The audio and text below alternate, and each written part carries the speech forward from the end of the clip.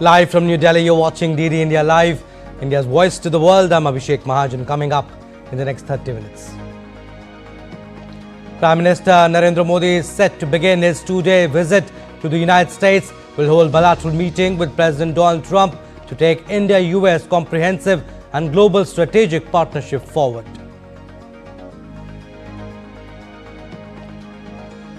Indian Prime Minister Narendra Modi wraps up his France visit in yet another special gesture.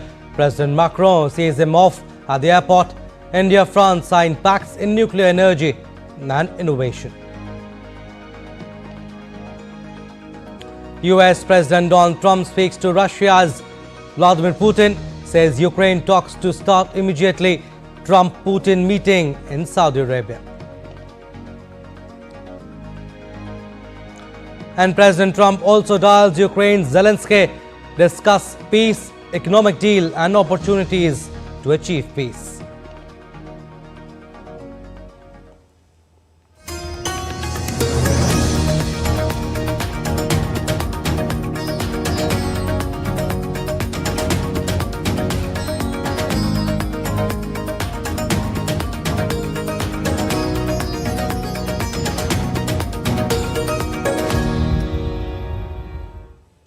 After wrapping up the France leg of his visit, India's Prime Minister Narendra Modi will begin his two-day visit to the United States. The visit aims to herald a renewed and substantive Indo-US partnership with issues ranging from trade and tariffs to immigration and strengthening strategic ties likely to figure in the Modi-Trump talks. DD India's Amritpal Singh and Shubhendu Ghosh report from Washington, D.C. When Prime Minister Narendra Modi lands at Maryland's Joint Base Andrews on Thursday, he will be one of the first few global leaders to meet the US President Donald Trump early in his second presidency. The early visit signals a strategic push to strengthen India-US ties under the new administration.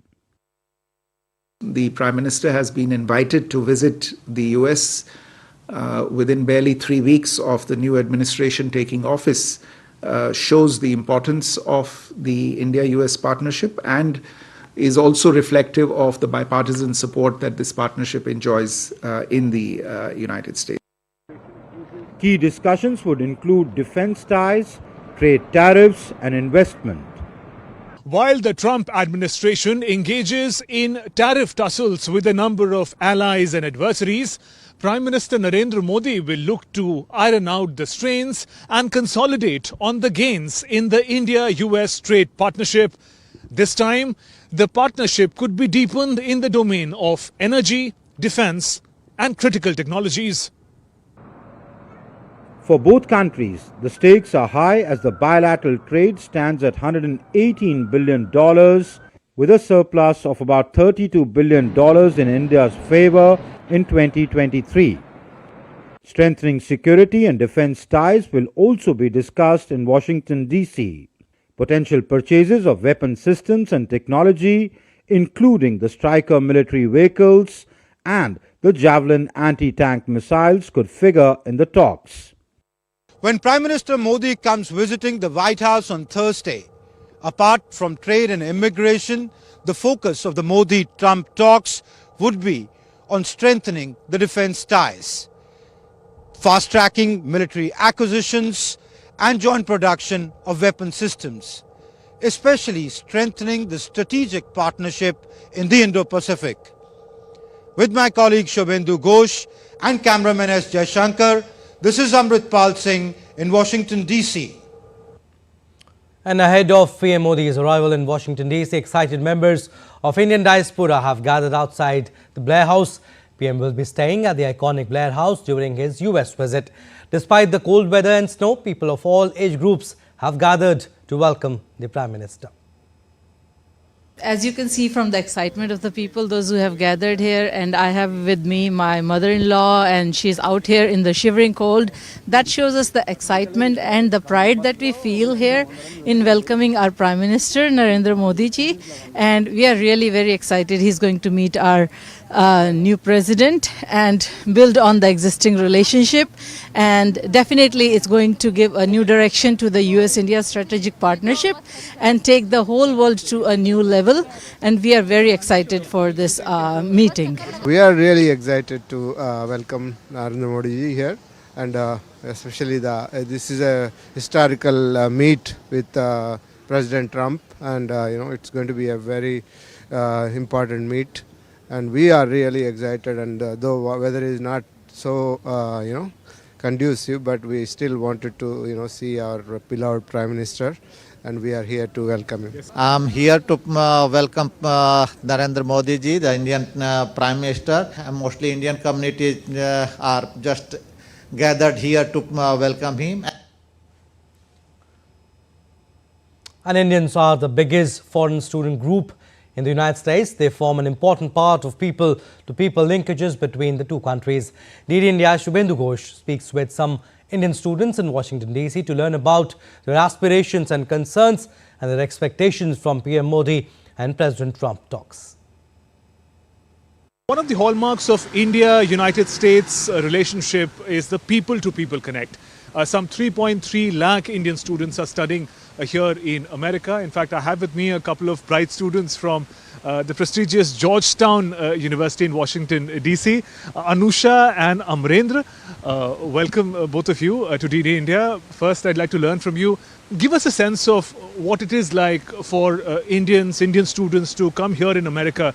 Coming to America is certainly a very transformative experience, and for someone like me who's a student who also came along with her family, so I would say that it was an enriching experience for my children as well, who started going to their preschool and school here in America. But it also comes with its own challenges. Maybe, navigating the different visa policies or, the changing uncertainties that come along with it. What can you tell us about your experience of being here, studying here? Regarding all these visa policies and everything is changing. So I would have preferred a little bit more stability and a little bit more, certainty of what is going to happen next. That would have given me more peace of mind. Right. The thing about policy uncertainty, Anusha, you mentioned, if you could also give us a sense of the manner in which it is impacting your plans for the present and the future? So I would say that in terms of policy uncertainty, I would perhaps touch on the H-1B system. I personally would want to see it more merit-based. Students who have high-income jobs lined up, in some of our cases, would want our critical thinking skills to be at the forefront, or US work experience to be at the forefront, rather than having these very unpredictable things. Prime Minister Narendra Modi is going to be here holding talks with President Donald Trump. There's going to be the first meeting between the two leaders as the new administration has come into power. As young Indian students studying here in America, any message for the two leaders as they sit together, hold talks? Try to get some reforms in the green card processes. Try to recapture whatever you can. Make it more merit-based, talent-based. Make it predictable, talent-driven, merit-driven. I would also say that make it easier for some of his students who want to pursue entrepreneurship as well. These young students, Indian students in America, talking about their expectations as Prime Minister Narendra Modi and President Donald Trump hold talks to take towards the future, talk about the future of India-US partnership. With camera person Jaishankar, Shubhendu Ghosh for DD India in Washington, D.C. And at the Joint Base Andrews, the Indian community is all excited to welcome Prime Minister Narendra Modi, braving the weather and heavy snow. DD India's Amritpal Singh spoke with the Diaspora.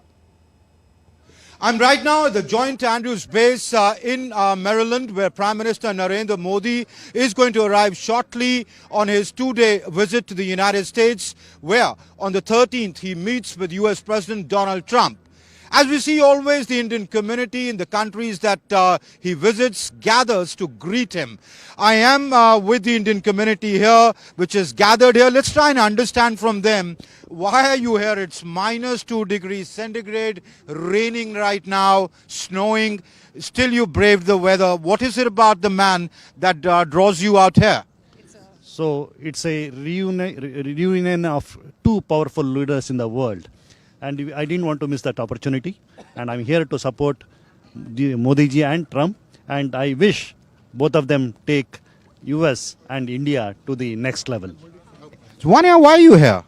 I'm here because I want to meet the Prime Minister Modi, and I was born in India, but I came to the US when I was really young, and I would like to meet him because why not? Because he's a Prime Minister. So Ma'am, why are you here and what are you holding? I have written a big poem for Modi ji. It is of 4 pages, and my dream has always been to share this poem with him, and I'll just share 4 lines here. सरदार का बेटा है यह लोह पुरुष की वाणी है, देश को सोने की चिड़िया बनाने की इसने ठानी है. We love you, Modi ji, we love you. What is it about Modi that the Indian diaspora loves? He is very charismatic, and also he has a good vision. Even when he was a chief minister, he came up with a good vision for Gujarat, and that became a role model for other states. And now he's making India a role model for many other countries. We have heard even the head of other countries saying that he like to do what Modi has been doing in India. So with that kind of his performance, that what he has done, that speaks for itself, and that's why we all really admire what he does. I'm so excited, elated to be seeing Prime Minister Modi, an icon from India, and he's here to meet another icon from the USA, Trump, and I'm sure it'll be the best of both worlds for India and USA. So clearly there is visible excitement. People have different reasons to be here. Some just want to see the Prime Minister. Others actually believe that the developmental journey of India that he leads, they can actually be stakeholders in that. With cameraman Shubham Sharma, this is Amrit Pal Singh at the Joint Entry Space in Maryland in the United States. Let's now listen in to African-American actress and singer Mary Milvin has to say on Prime Minister Narendra Modi's visit to the United States.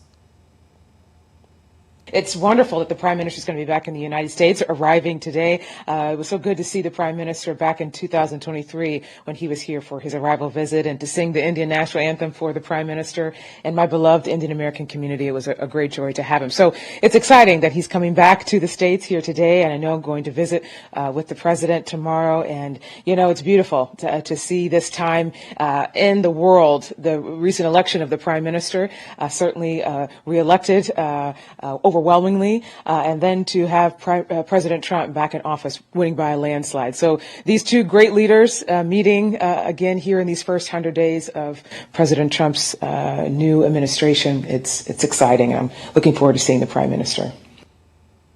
And DD India correspondent Shubhendu Ghosh has spoken exclusively with Dr. Mukesh Aghi, CEO of US-India Strategic Partnership Forum. The organization works extensively with business and government leaders in the US and India to promote trade and strengthen ties between the two countries. Take a listen. Anticipation is high ahead of Prime Minister Narendra Modi's upcoming visit to the United States. I have with me Dr. Mukesh Aghi, President and CEO of United States India Strategic Partnership Forum. It's an institution that furthers the business interest of US and Indian entrepreneurs. Dr. Aghi, welcome to DD India. Thank you. Now, it's the first time that Prime Minister Narendra Modi and President Donald Trump are meeting after the new Trump administration took power. What are the expectations of the business and trade community on both sides about this visit? Well, you have to understand this is the first month of President Trump's second-term presidency. And more important is you have a Prime Minister who's coming off the win in New Delhi. And in fact, he's won almost every election except 1 or 2 states itself. So he also has a momentum behind him. I think you have to understand they're coming to see how they can set the agenda for the next 4 years between the two countries. The discussions are going to be on geopolitics. It's going to be on economics. It's going to be on technology trade. It's going to be energy security. It's going to be on people to people. So it's a very broad agenda. If you were to talk about the areas of opportunity and the areas of challenges, if any, what would those be? Because there are a lot of concern around tariffs with the Trump administration. The US companies are looking at access to the Indian market. And classic example is Apple. 3 years ago didn't have much revenue in India. Today it has crossed $5 billion in domestic revenue. They're also looking at de-risking from supply chain. from China. Today, 25% of the Apple 16 phones are produced. Its exports from India has crossed over $12 billion. So other countries are looking at Apple and saying, we also need to learn how to de-risk and gain access to the Indian market. So the community, the business leadership on the US side is looking from that perspective. I think from an India side, what companies are saying is, yes, we need to leverage more US pharma market. Today, 40% of the prescriptions are written in the US, the drugs comes from India. How have you seen US-India relations mature and progress in the past decade? Every president has looked at India strategically. Every president has looked at India from an opportunity perspective.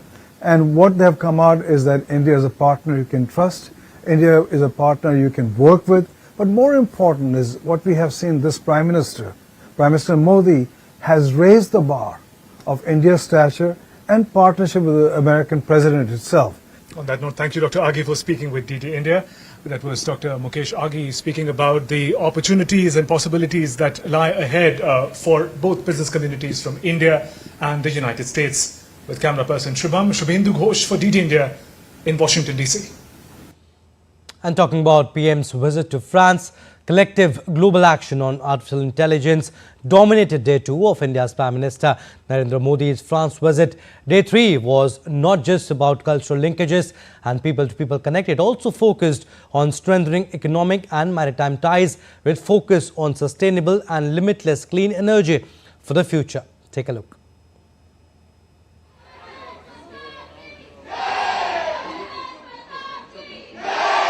After a power-packed day 1 in France, Indian Prime Minister and French President yet again scripted history in Marseille. Both the leaders jointly inaugurated the Indian consulate in this vibrant city, marking a new chapter in India-France ties. At the consulate, both the leaders were warmly welcomed by members of the Indian diaspora who had gathered to witness this historic occasion.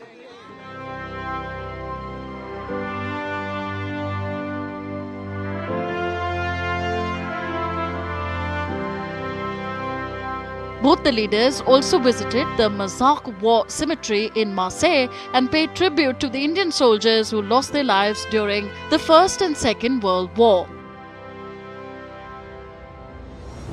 Both leaders laid wreaths to honor the sacrifices of the fallen soldiers. Prime Minister Narendra Modi and President Emmanuel Macron then visited the International Thermonuclear Experimental Reactor ITER in Cadarache. Both leaders appreciated the progress of ITER, including the assembly of the world's largest tokamak, where 500 megawatt of fusion power will be produced. India is among the 7 ITER members contributing to the project over the last 2 decades. Focus was also on strengthening maritime ties. Both leaders visited the control room of CMA-CGM, a French shipping and logistics company in Marseille. The two leaders held discussion on future collaboration through the India-Middle East-Europe Economic Corridor, which was launched during India's G20 presidency. As Prime Minister Narendra Modi's productive visit to France concludes, he emplained for his visit to the United States, where he will be holding talks with President Donald Trump. Prime Minister Modi was accorded a military farewell in France. In a special gesture, French President Emmanuel Macron came to see off Prime Minister Modi at the airport, showcasing once again a never-ending bond between both the two leaders. Jessica Taneja's report for DD India. And the PM's visit to France has been marked by an exceptional display of camaraderie and respect from President Emmanuel Macron, showcasing the strength of the bilateral relationship. Take a look how the two leaders have shared their special bond not only during the latest trip but also over the years.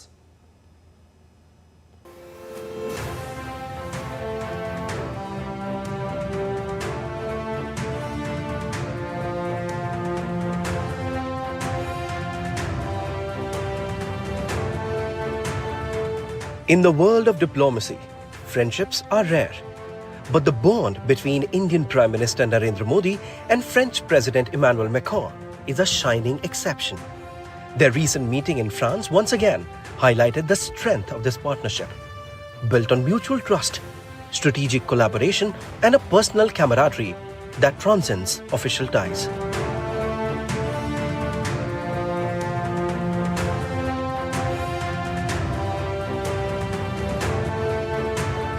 The embrace, the smiles, and the easy conversation set the tone for yet another chapter in the growing rapport. The visit wasn't just about gestures. It was about shaping the future. Co-chairing the Artificial Intelligence Action Summit, the two leaders reinforced their shared vision for AI's role in global progress. Beyond policy discussions, their personal connection was evident. From casual conversations to light-hearted moments, their chemistry reflected a friendship that has only strengthened over the years. In Marseille, the warmth of their bond extended to the people. Welcomed by an enthusiastic Indian diaspora, their joint presence symbolized the growing ties between India and France, not just at the government level, but at a people-to-people level. This isn't the first time Modi and Macron have displayed such bonhomie. From their heartfelt meetings at global summits to Bastille Day celebrations in 2023, their partnership has grown into a true alliance of trust and shared ambitions. As Modi's visit to France concludes, one thing is clear. This isn't just about diplomacy. It's a friendship that continues to shape the future of global cooperation. And with leaders who believe in the power of partnership, the best is yet to come. Tapas Bhattacharya's report for DD India.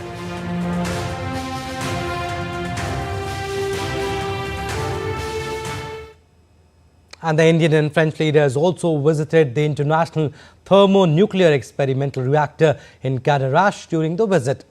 DD India's Jessica Taneja spoke with the Director General of ITER, Pietro Barbash, and K.R. Sriram, head of the Office of the Director General. We have with us the Director General of ITER, Pietro Barbash. Thank you for speaking to DD India and taking out time. We've seen you at work. We've seen the contributions of the 7 nations. Tell us about India's contribution and what do you make of it? Yeah, thank you. So, Indian contributions, as you have seen yourself with your own eyes, are very important for ITER. There is a cryostat, which was built by L&T. There has been contribution in the cryogenic lines, in many parts of the project. Plus, there is the human contribution. So many smart engineers that came here to work in the assembly and in the preparation of the delivery of the component. Very, very important.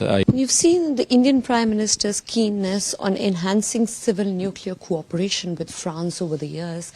In fact, France was one of the countries and ITER is where we are at this point. How do you see this moving forward, especially when it comes to the leader of India who wants to continue with this momentum moving forward? Well, I can only but welcome, say, the initiatives of your Prime Minister to reinforce, the cooperation at international level for the development and the deployment of nuclear power. So fusion is one path, but, I'm conscious of the fact that fusion will take time to develop. So it's, say, at the frontier of technology. But we also have a problem. We have a problem that we have to solve in the world to, say, reduce gradually and maybe not as a little bit faster than we are doing our dependency from fossil fuels. And this is also important for India. So from that standpoint, to cooperate in the international frame, to develop nuclear power in general, it's very commendable. And I think that cooperation with India, I'm sure, would be welcomed by many fronts. The expectations from India in particular, apart from the current initiatives? So I would like to put the right emphasis that what I see from India is a lot of valuable contribution in terms of new ideas also. That's the first thing. Secondly, I am very happy about what has happened so far with Indian suppliers. We have very serious suppliers, reliable. Such companies will continue to remain engaged and work with us closely because, this work of assembly requires not only the workforce, but also the ingenuity and the organization of pre-existing large industrial suppliers such as the one you have in India. We have with us Mr. K.R. Sriram. He's the head of office of the Director General here at ITER. Thank you for speaking to us, sir. You've been here for 6 years. This is your second stint. Tell us about the progress India has made over the years in terms of contribution to the ITER project. India's contribution to the ITER project has been very significant. So the main contribution that India has made is through the cryostat, which is in fact one of the largest pieces of equipment forming part of the ITER machine. India has also contributed the cooling water system. It has made significant contributions to the cryogenic systems, and increasingly Indian contractors, leading companies like Larsen & Toubro, Inox India, are working directly with the ITER organization for doing very key components of machine assembly activities on-site as well as off-site. Prime Minister Modi has been very keen on this project since the very beginning. How do you see things moving forward when it comes to his vision of how India is going to continue to contribute in the future? I think the Prime Minister should be extremely happy with the level of contribution that India has made, India and Indian industry have made. And this would also help to lay the foundation for how the Indian nuclear fusion industry, both private and public, could be foreseen in the future. Until now, the primary focus of India has been on fission nuclear energy, which is of course remaining very important. But fusion as a potential source will become very important, and ITER's role is to demonstrate the scientific and technical feasibility of nuclear energy and lay the foundation for future fusion power plants. So once this project achieves, shall I say, a degree of completion and the research operations demonstrate such feasibility, I think the way forward would be clear for India on its for its own new fusion program and in collaboration with others. So this will be a very important step forward to demonstrate future fusion power plants. And during his visit to France, Prime Minister Narendra Modi presented a stunning Dokra artwork of musicians adorned with lapis lazuli and coral. This intricate brass and copper piece showcases India's rich tribal heritage and craftsmanship. He also gifted an exquisite silver hand-engraved table mirror with floral and peacock motifs to the First Lady of France, reflecting Rajasthan's mastery in metalwork. For US Vice President J.D. Vance's children, PM Modi brought thoughtful handcrafted gifts, a wooden railway toy set for younger son Vivek Vance, and a jigsaw puzzle featuring Indian folk paintings for elder son Ewan Blaine Vance, and a wooden alphabet set for daughter Mirabelle Rose Vance, all designed to inspire creativity and learning.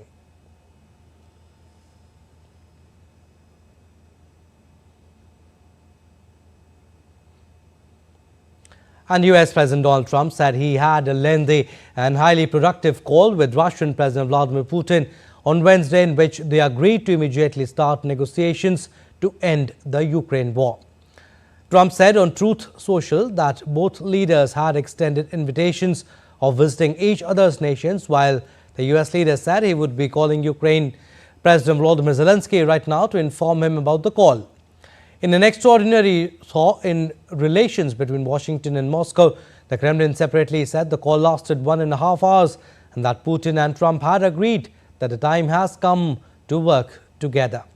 According to Kremlin, Putin also told Trump that a long-term settlement of the Ukraine conflict sparked by Russia's 2022 invasion of his pro-Western neighbor was possible and invited the US president to Moscow.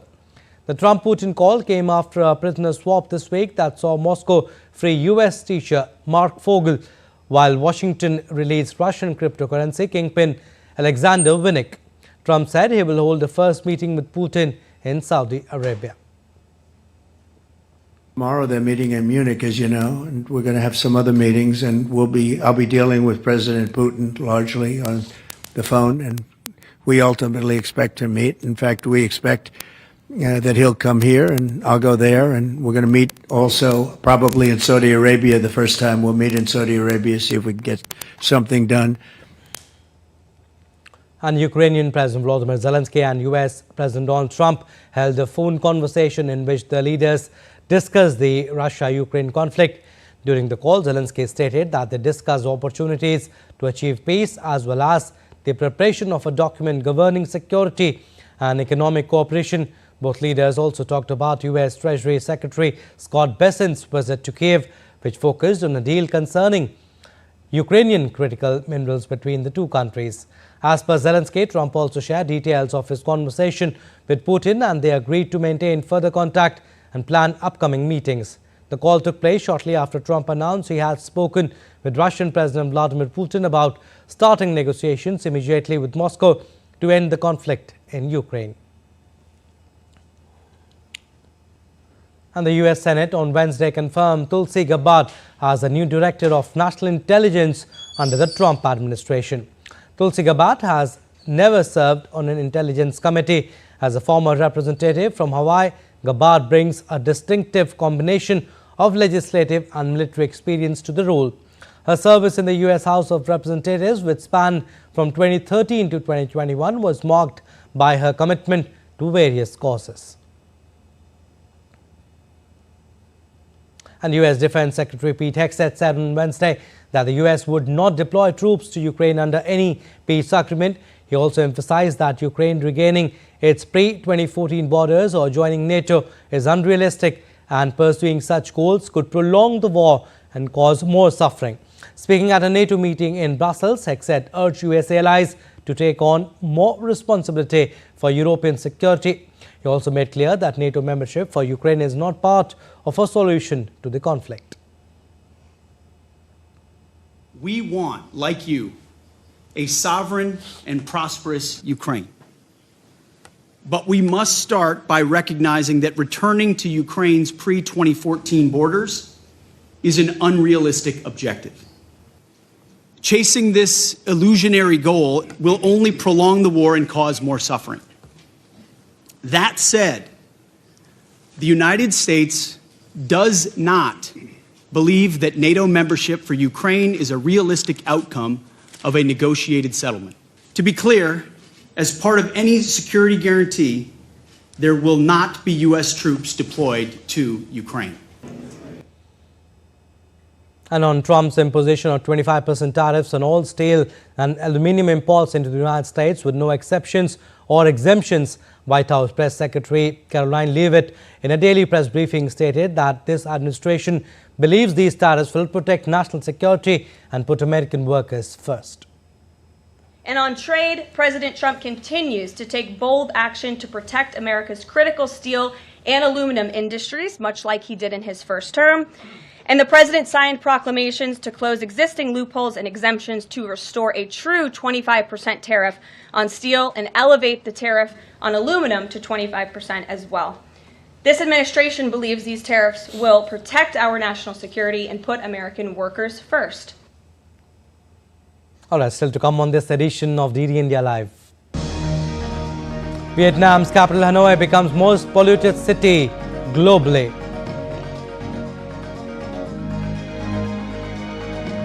And India showcases its clean cooking model at the India Energy Week in Delhi.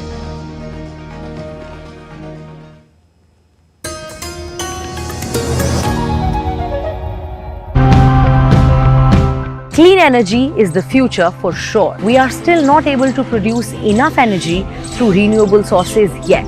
But why is it so, and how can we change that? We introduced solar-powered streetlights, cutting consumption by 5%. Then I had the government build green homes fitted with solar panels, making us more energy independent. The panels contain a lot of rare commodities, and you can save a lot of energy if you use recycled materials. We run off hydropower or wind power, so the electricity we have is sustainable and renewable. So of course that's the most sustainable we can do. When it transforms and translates into results that is tangible, they can see the difference that it makes to their environment. It's a huge thing. Prasar Bharati, in collaboration with IIT Delhi and Software Technology Parks of India, is organizing the DD Robocon 2025 this year as well. In this National Robotic Championship, engineering students will get ample opportunities to showcase their ingenuity and potential. The national selection for this championship will be held on the 12th and 13th of July, and the winning team will get an opportunity to participate in the International ABU Robocon Championship to be held in Mongolia in August this year. So, hurry up. The last date of registration is the 16th of February. For more information, log on to www.ddrobocon.iitd.ac.in.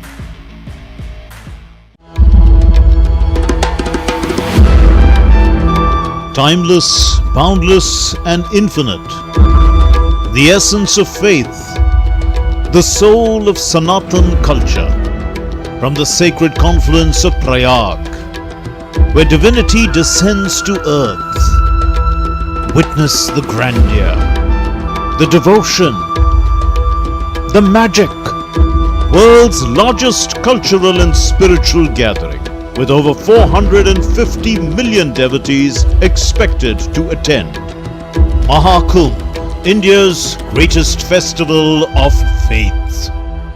Exclusively on DD India.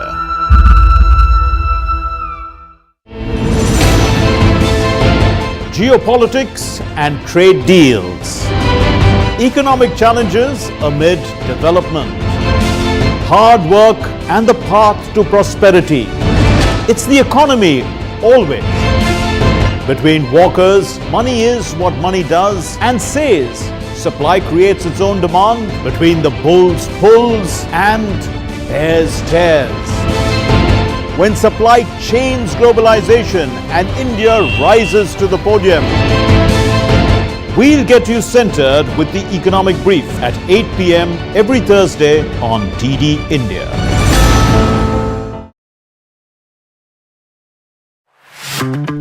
Goa, a food paradise, both steeped in historical culinary tradition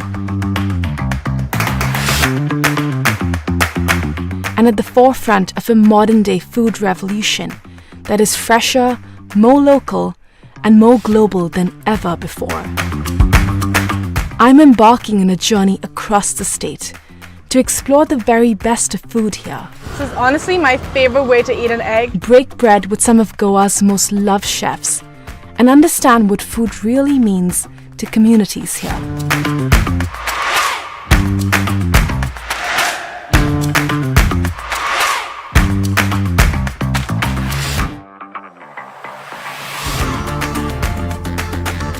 Watch postcards from Goa on National Geographic.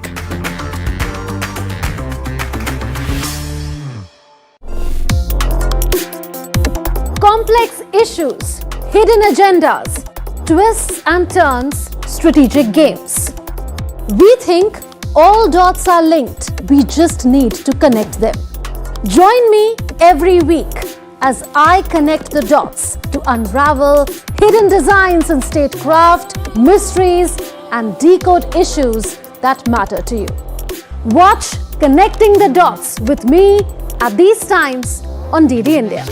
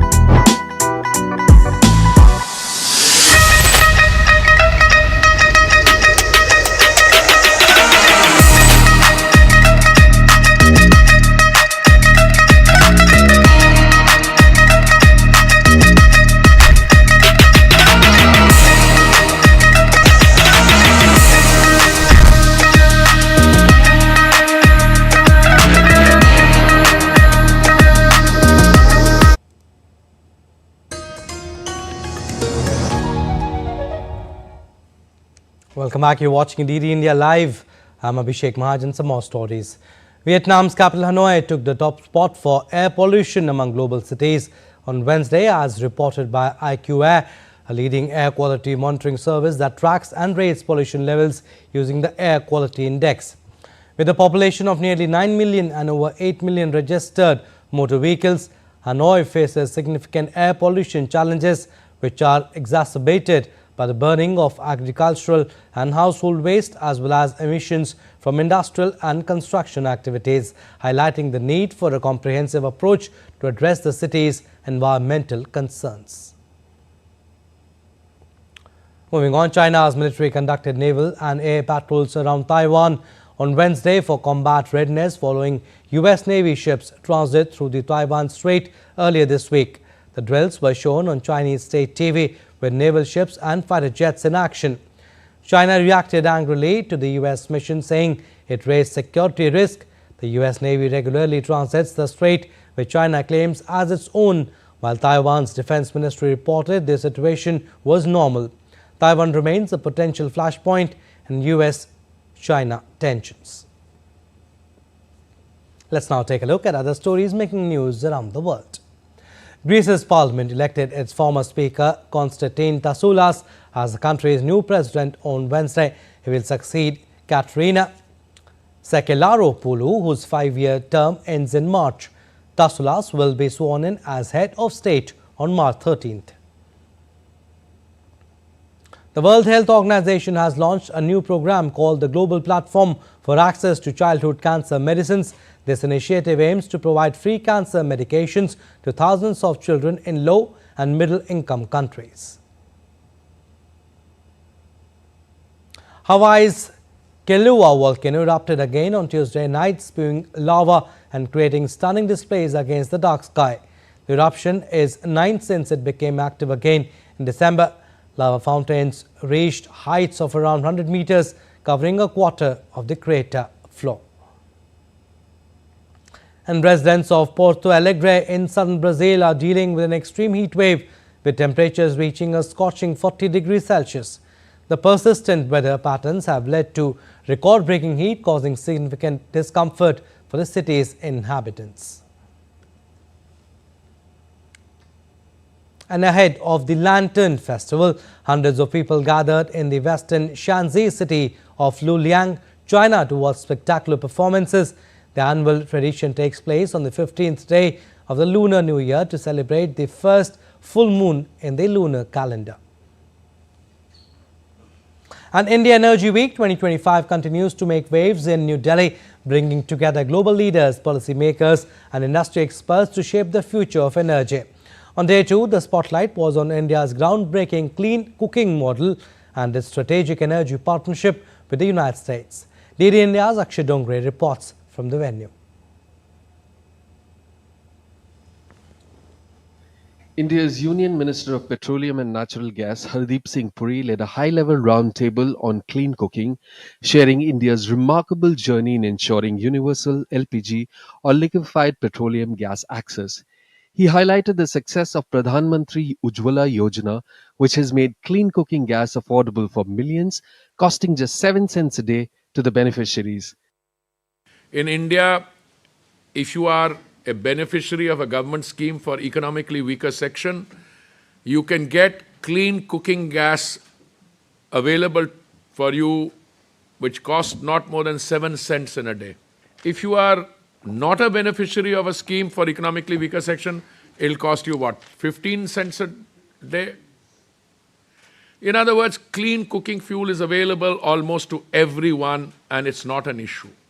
Global representatives, including ministers from Tanzania, Sudan, Nepal, and other countries of the Global South, acknowledged India's achievements and explored how similar strategies could be implemented in their countries.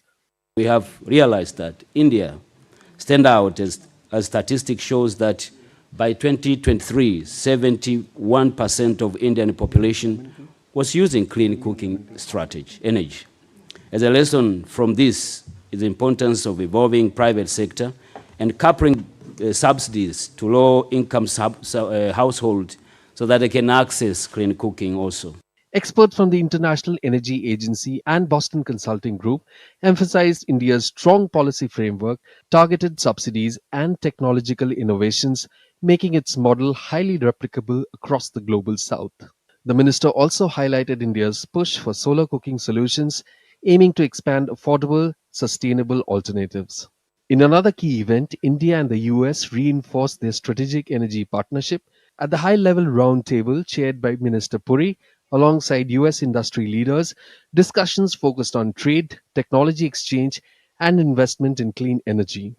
Key areas of collaborations discussed by the two sides included strengthening LNG and crude oil trade, accelerating renewable energy investments, advancing technologies like carbon capture, hydrogen, and battery storage. With India leading the way in clean energy solutions and international partnerships, India Energy Week 2025 continues to shape the global energy future. And India's semiconductor dreams have taken a major leap forward. US-based chip-making tools giant Lam Research has announced a 100 billion INR investment in India, marking a significant boost to the country's semiconductor manufacturing ambitions. The move aligns with Prime Minister Narendra Modi's vision of making India a global hub for chip production. Here are the details. In a major push to India's semiconductor manufacturing ambitions, US chip equipment supplier Lam Research is investing 10,000 crore rupees in the country. The announcement was made by India's Electronics and IT Minister Ashwini Vaishnav, who took to microblogging platform X, calling it a big vote of confidence in India's semiconductor journey. With global demand for semiconductors surging, India is positioning itself as a major player in chip manufacturing. The country's semiconductor market is projected to reach $109 billion by 2030, and initiatives are in place to ensure self-sufficiency and reduced reliance on imports. The India Semiconductor Mission is at the heart of this effort, aiming to build a sustainable ecosystem for semiconductor and display manufacturing. Launched in 2021 with a 76,000 crore rupees budget, the Semicon India program provides strategic incentives to attract global and domestic players into semiconductor production, covering everything from fabrication to chip packaging and sensors. The second edition of Semicon India is set for September 1 and 2 this year, following a hugely successful edition in 2024 that saw participation from over 250 companies across 18 countries. With growing local demand for electronics, India's semiconductor ecosystem is expanding rapidly. With global tech giants betting big on India, the country is steadily cementing its place in the world's semiconductor supply chain. Bureau Report, DD India. And India's index of industrial production recorded a growth of 3.2% in December 2024 as against 5.2% in the month of November 2024. The growth rates of the three sectors, mining, manufacturing and electricity, for the month of December 2024 are 2.6%, 3% and 6.2% respectively, with indices standing at 143.1, 156.2 and 192.8 respectively.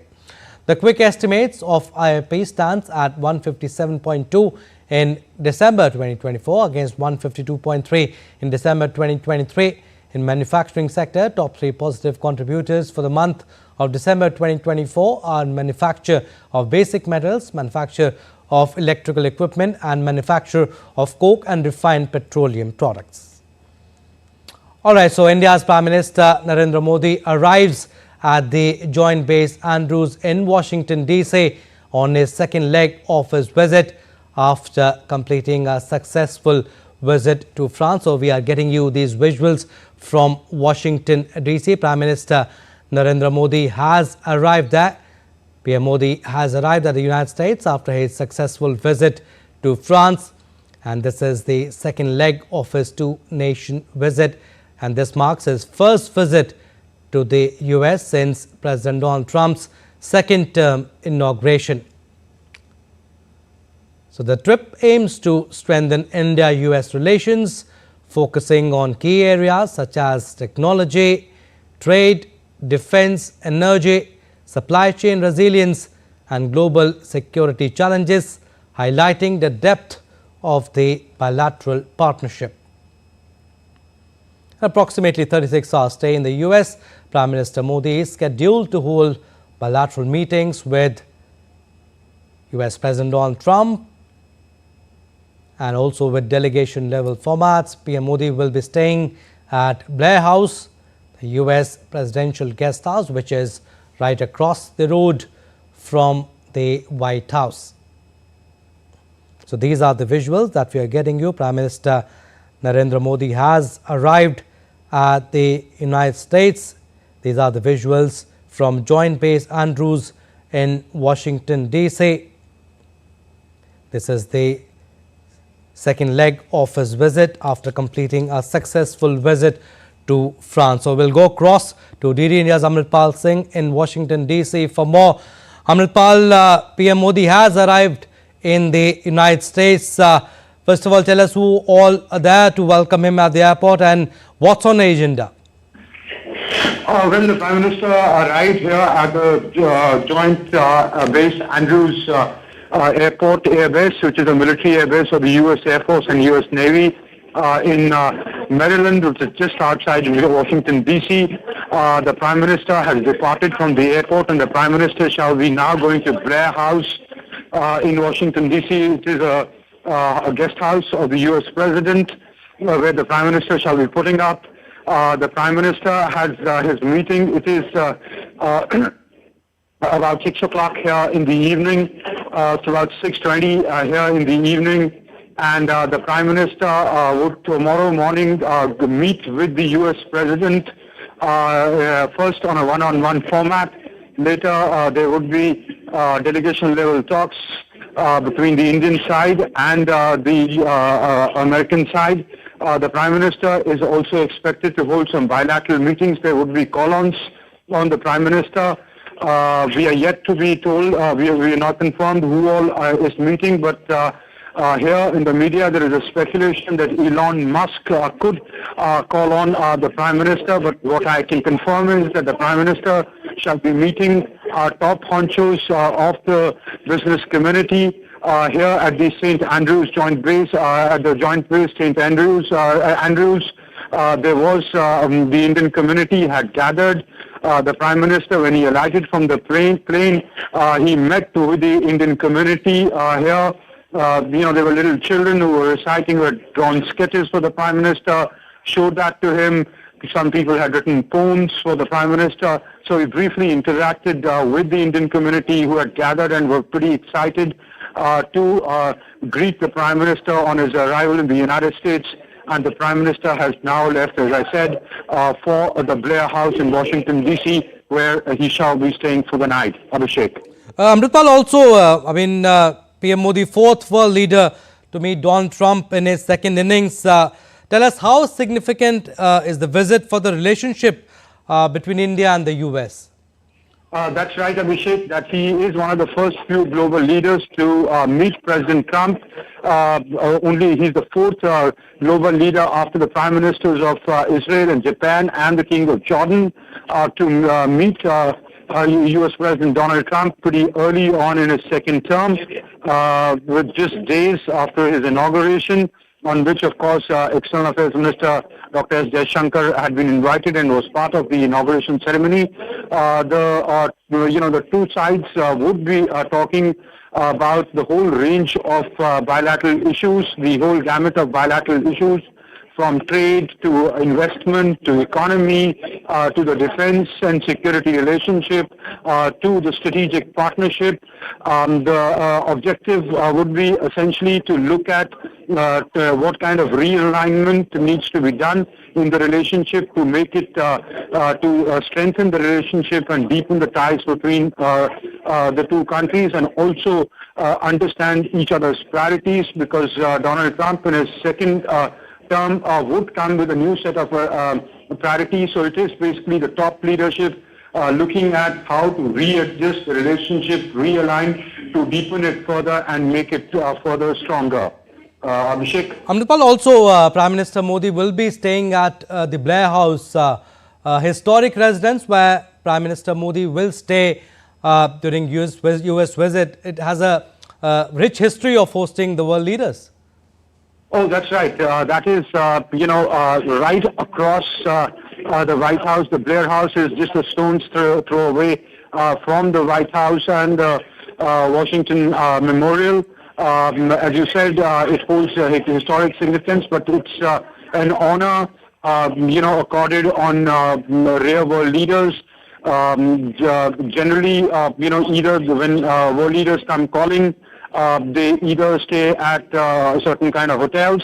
But here, this is honor accorded by by Donald Trump on Prime Minister Modi on his arrival. So though it's just symbolic in that sense, but it signifies the importance that the United States attaches to India, and also it speaks about the personal chemistry that exists between Donald Trump and Narendra Modi, of which we saw that friendship and that bonding in the first term, whether it was during the Prime Minister's visit to the United States when Howdy Modi was held here, or Namaste Trump when it was held in India when he came calling on India. So, the idea is to pick up the threads from the last time around to see that how the relationship can be taken further, and as I said, strengthened and deepened and increased the scope of engagement, especially trade, which is, if you, just talk about goods, it's about close to about $129 billion if we look at the last financial year. And if you add services to it, which exceeds well beyond $200 billion. So U.S. remains the biggest trading partner of India. But the two leaders, when they meet tomorrow at the White House, or today by Indian Standard Time, today evening, they would be looking at how the scope of the relationship can be expanded, be it in terms of partnership in trade, a partnership in the existing, increasing the partnership in existing areas of energy, of defense relationship, of security ties. Of course, tariffs has become a big talking point with Donald Trump, imposing tariffs on various countries. India is relatively insulated, but yes, Trump 2.0 is going to be different from his first term. So, as I said, that the two sides would be looking at how a reset in the relationship can be gotten, and how realignment of priorities can be done, so that it can it can continue to be a mutually beneficial relationship, and increase both the scope and the ambit of the relationship to even newer areas of technology transfers, of joint weapon system production, of acquisitions, of energy cooperation, of cooperation in semiconductors, in the field of space technology. And so these are the areas that will focus in the talk, will be the focus of the talks tomorrow. Abhishek. All right, Amritpal, thank you for the time being, but yes, we'll keep taking updates from you. Well, that's all we have in this edition of DD India Live, but do let us know your thoughts on the news of the day. For those on the go, you can get all the latest news and updates from India and across the world on DD India mobile app. The app is available on both Android and iOS. Scan the QR code on the screen to download now. And we'll be back with more news as it breaks here on DD India. I'm Abhishek Mahajan from all of us here in Delhi. Thanks for watching DD India Live.